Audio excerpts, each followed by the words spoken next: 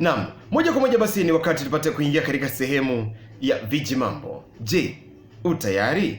Naam, kwenye vijimambo asubuhi ya leo kuna swala moja ambalo ningependa tuangazie, na swala lenyewe ni hili. Watu tunapoenda kanisani, wengine tunaenda na watoto na kadhalika, na si vibaya. Tukizingatia, of course kuna Sunday school yao, wale ambao wamefika umri wa kwenda Sunday school, na kuna wale ambao ni wachanga ambao bado hawajafikisha umri wa kwenda Sunday school. Naam, na nikawa tafakari tu kuhusu jambo hili. Utapata kwamba kuna watu wana tabia ambayo ni chwara zaidi. Sisi ambao ni wazazi, wakati mwingine tunafika wanasema kizazi cha sasa, sijui nini. Kumbe wanaochangia pakubwa ni sisi ambao ni wazazi. Mbona niseme haya? Naam, unapata kwamba mzazi amebeba mtoto wake vizuri, mtoto ameanza kula chakula, kwa hivyo amembebea labda maziwa, ni sawa, amebebea mtoto chakula.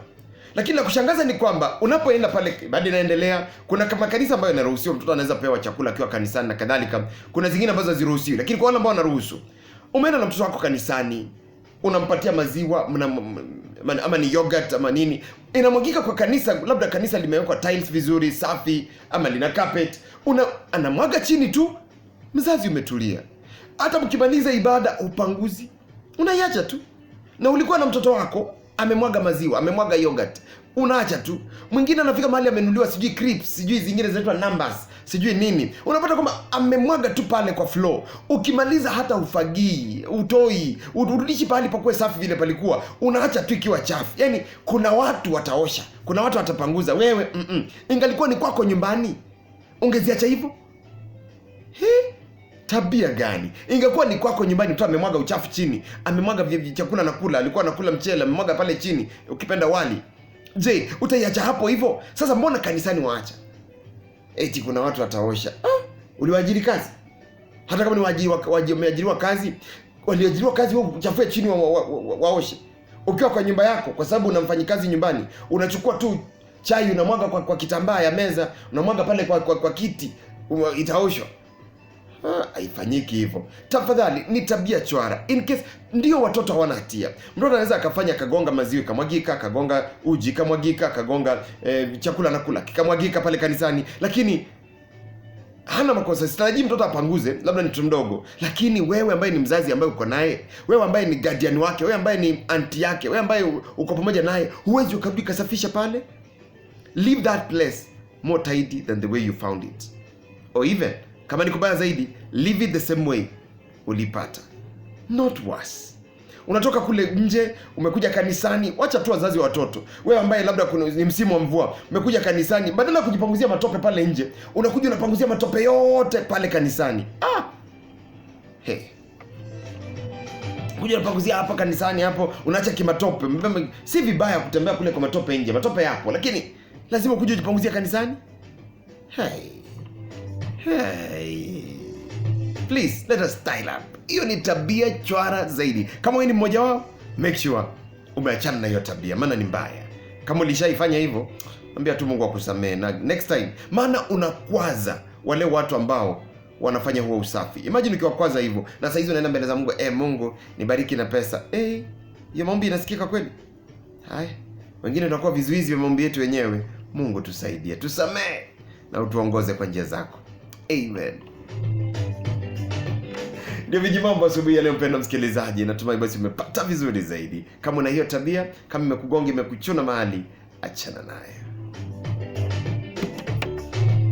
Make sure umesubscribe pale. Kwa wale ambao basi ni wenyeji, Mungu akutende wema, hakikisha kwamba umeenda pale kwenye YouTube hapa. Enda tu pale usubscribe kwenye YouTube pale. Tafuta Victor Mandala kwenye YouTube.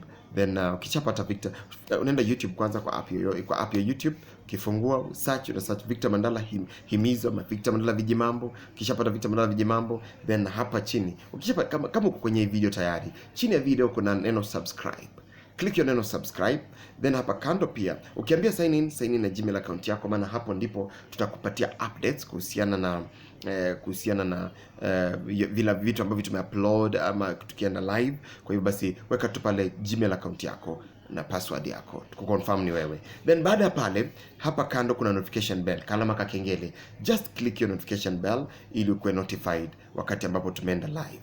Na kisha baada pale bila shaka enda hapa juu nipe thumbs up, yani unipe like zako, weka comment zako pale, na bila shaka itakuwa vema zaidi. Kwa hivyo pote pale ulipo, make sure thumbs up ni hivi, unaweka like ka like hivi, unaweka thumbs up, then baada ya pale unaweka copy the link, share na marafiki zako, itakuwa vema zaidi. Na kwa wale ambao basi wako pale, make sure unaweza share kwenye Facebook, Twitter, WhatsApp na kadhalika, itakuwa vema zaidi. Na nikumbushe hivi kwamba kulingana basi na vijimambo leo, utasema Victor, leo umenigonga. Kama imekugonga, inamaanisha kwamba wewe ni mmoja wa wale ambao basi wamefanya hiyo tabia. Kwa hivyo basi, kama wewe ni mmoja wao, ni vizuri uhakikishe kwamba umeachana hiyo tabia, maana unakwaza wengi.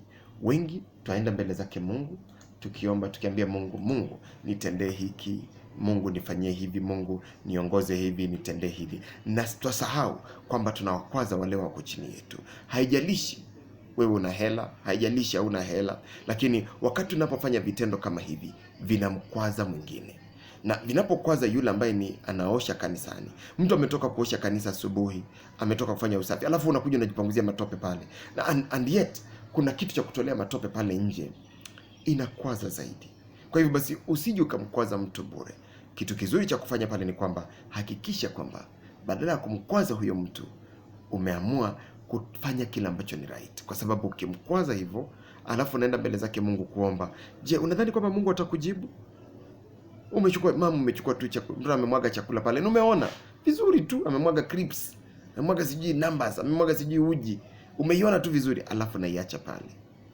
Huo ni kama unamkwaza mtu, si tabia njema. Kwa hiyo popote pale ulipo, nipate kukumbusha tu kwamba wacha tutende wema na tusije tukamkwaza mwingine, maana hali hiyo inaweza kawa kizuizi kwa maombi yetu, na ni tabia chwara kama unayo.